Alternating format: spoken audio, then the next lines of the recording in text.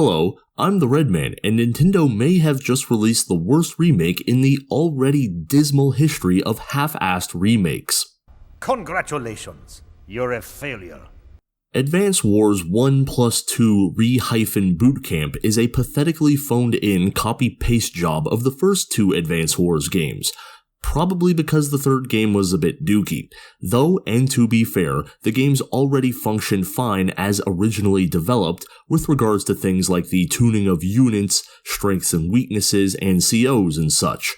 So copying and pasting that was about all that was needed. Well, that and making the bloody AI in the first game play by the same Fog of War rules as the player. So I guess that would be fine, just as long as these Game Boy Advance games don't come with something as silly as a $60 price tag in 2023.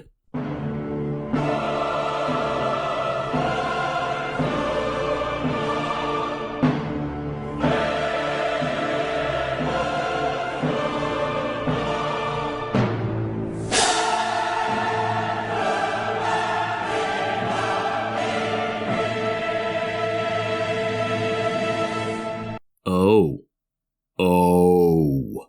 Well then, surely Nintendo developed a hot load of new features and upgrades and content and such to justify such a price tag for 2-decade-old handheld games. Surely! No! And don't call me Shirley. Let's take a look at the massive air quotes here, features in the remake. Well, the graphics have been allegedly upgraded. Take a look at some of these units. Oh my god. The old pixel graphics necessitated by the piddly hardware of the Game Boy Advance made units appear to be some rough, tough war machines. The new units look like toys. And not good toys. They look like the kind of toys you get at a pharmacy. These 3D models are so half-assed and without textures that they look like something out of the alpha version of a mobile game that a college student makes in their spare time. Pathetic! Embarrassing! $60. Take a look at some infantry. To borrow a gimmick for a second, I present to you Soul versus Soulless. Again, the old pixel graphics made infantry units look rough and tough, like bloody infantry probably should. The new models look like the kind of cartoon character that one of the discount animation studios that knock off Pixar movies would make. $60! But at least they've diversified the infantry units. Check out Staff Sergeant Hardunkachud here.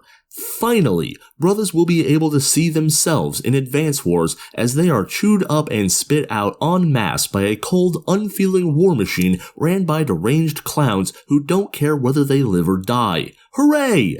Though this does give the Red Man some ideas for strategery. Battalion 14? Right, you are Operation Get Behind the Darkies. You will follow Battalion 5 here, and try not to get killed, for God's sake. $60. Let's take a look at the COs. Oh my god, what have they done to Grit? The old Grit, seen here, excellently communicated both his slackadaisical attitude, but also his cool head. He was never stressing. There are rockets and artillery all through them woods to handily solve any problems that may arise. On the other hand, New Grit looks like a fucking Pokemon trainer from a one-off episode of one of the seasons that nobody liked. Holy shit! And this is Max? Not only did they give him a face like the intangible dork from My Hero Academia, they took away the bicep definition lines he used to have, so instead of looking like a mountain of muscle, Max now looks like a smooth lump of beige Play-Doh with some blue Play-Doh on top. Actually, just kill me. $60.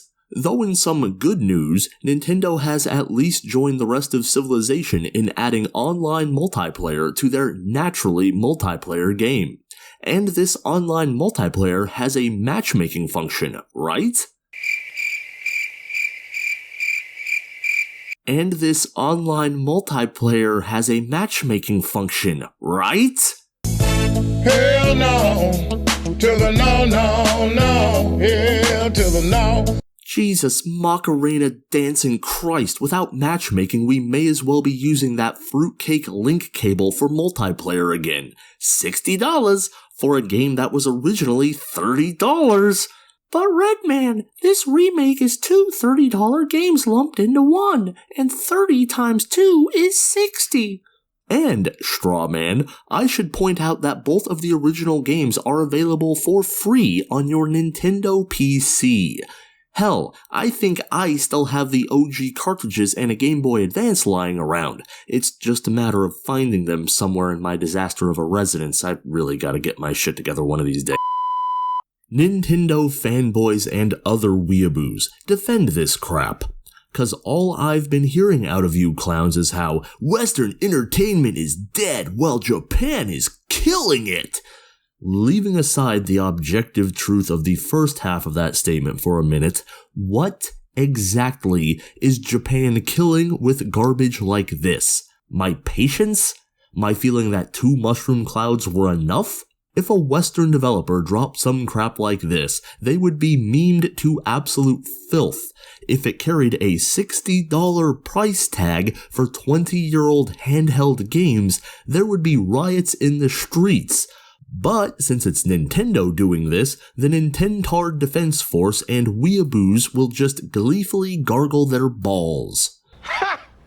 Gay! I don't think Electronic Arts has ever done something this insulting. I don't think even Blizzard has ever done something this bad to its customers. Its own employees? Sure, but I'm not a Blizzard employee and never will be one, so I don't rightly give a shit.